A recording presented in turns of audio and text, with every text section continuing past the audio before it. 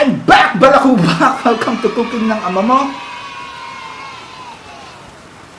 Good morning mga papi. Wala tayong bike ngayon kasi ECQ pa rin and mahirap pa rin pumunta sa palengke at sa grocery. Kaya yung lulutuin natin ngayon, magtitiis muna tayo sa delata. Samahan nyo ako, magluto tayo ng ginisang corned beef. Favorite ko to. Bacon naman, Pure Foods.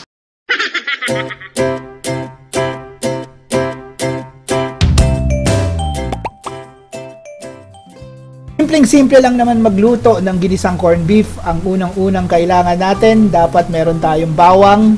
So, pipit-pitin natin yung bawang na yan. And then, ihiwain natin yan sa maliliit.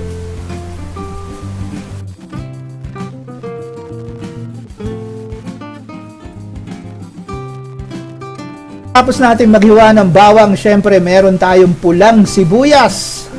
So gusto ko maraming sibuyas tong ginisang corned beef natin. Teka lang, magtsatsaa muna ako dahil umagang-umaga, nagbablog tayo, wala pa tayo sa wisyo. Tara, let's hiwain na natin tong sibuyas na to. Sa totoo lang, hindi naman ako ganito maghiwa ng sibuyas sa totoong buhay. Barubal ako maghiwa. Pero since ganito maghiwa yung mga ibang vloggers na nakikita natin sa YouTube, di gayahin natin, di ba? So it's a learning experience. Pero medyo mahirap siya dahil hindi ako sanay. Pero yan. Ganun rin naman yung suma total niyan eh. Nahiwa rin natin yung sibuyas natin. Oops, meron pang konti. So, sama natin yan. Malang sibuyas. Huwag tayo magsayang. Di ba? So, tatabi lang natin yan. Para mas malinis tong table natin at mas madali tayong makapagtrabaho. Di ba? Masarap naman talaga magtrabaho pag malinis yung table eh. So, tabi muna natin tong garlic at sibuyas natin. At pagkatapos natin silang itabi, ihiwain na natin tong patatas natin. Pero syempre, hugasan muna natin, baby. Okay, so ayan na yung itsura ng hugas na patatas natin. So, inugasan natin mabuti yan. Bakit? Kasi, pagka sa patatas, hindi ako nagtatanggal ng balat. Mas trip ko yung lasa ng patatas pagka sinasama siya sa luto natin na may balat. Kasi pag tinatanggal yung balat, parang walang lasa siya eh, di ba? So, kakapanood ko ng mga cooking videos, nalaman ko na totoo na mas masarap yung patatas pagka hinahalo mo ng kasama ang balat. Pero syempre, kailangan hugasan mo ng mabuti yung patatas na yan kasi syempre ayaw natin yung lupa at saka yung mga dumi-dumi kasama pag kinain natin. So, ayan na. Hiwain natin sa maliliit yung patatas natin. And later on, yan ang unang-una natin igigisa bago natin lutuin yung ginisang corned beef natin. So, tuloy lang natin yung paghihiwa natin. After natin mahiwa lahat, syempre kailangan natin siya ilagay sa baso na may tubig para hindi mag-oxidize yung potato natin. And then, simulan na natin ang pagluluto ng ginisang corned beef. Siyempre, ang unang-unang step natin is maglagay tayo ng canola oil sa ating maliit na induction cooker ready na kawali. So, painitin lang natin yung mantika natin. And after natin painitin, pwede na natin igisa yung patatas natin. So, inuuna ko yung patatas kasi gusto ko medyo tostado yung patatas ko dito sa ginisang corned beef natin. So, mas trip ko yung lasa ng tostadong patatas sa ginisang corned beef. Kaya, uunahin natin yung patatas versus isasabay natin siya sa corned beef. So, halu-haluin lang natin ng konti para ma-even out yung pagkakaluto ng potato natin.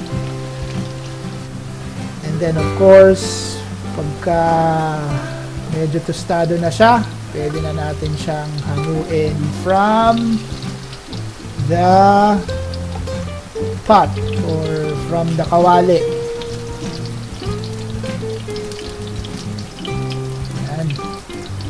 Saya, di ba?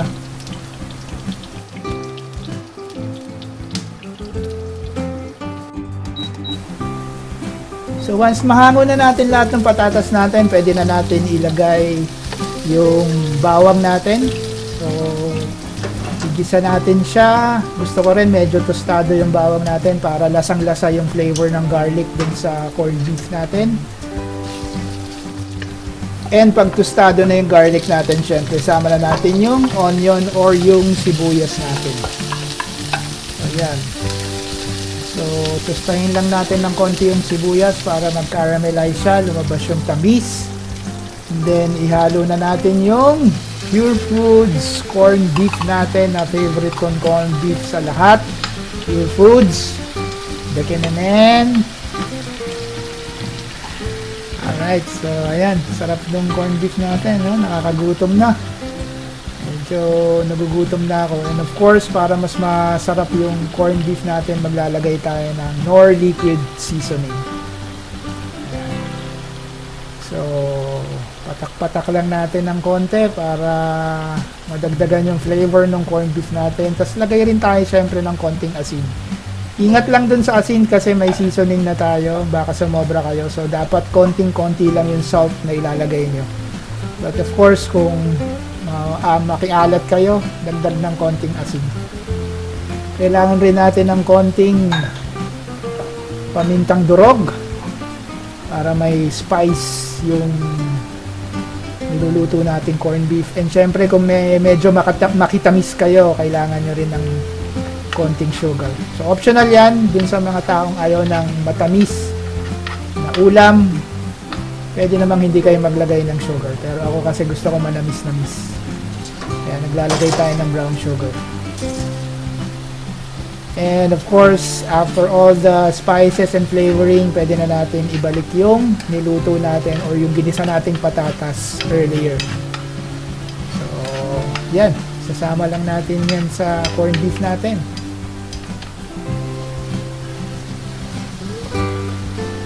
Okay, docs. So, ganyan lang kasimple.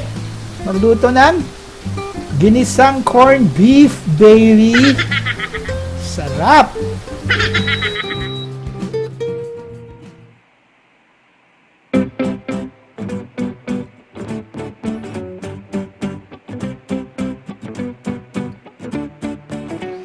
So, ito na yung finished product natin, mga papi.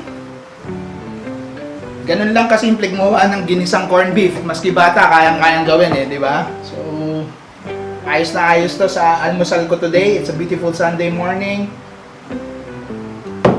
Para sa inyo na hindi pa nakakapag-subscribe dito sa channel na to, pakiclick na lang yung subscribe at saka paki-hit na rin yung bell button para meron kayong notification pag may mga bagong upload tayong videos, okay? So sa ngayon, kakain muna ako ng breakfast. Salamat sa panonood ng video. Always remember, good food, good people, good time. Spread the love!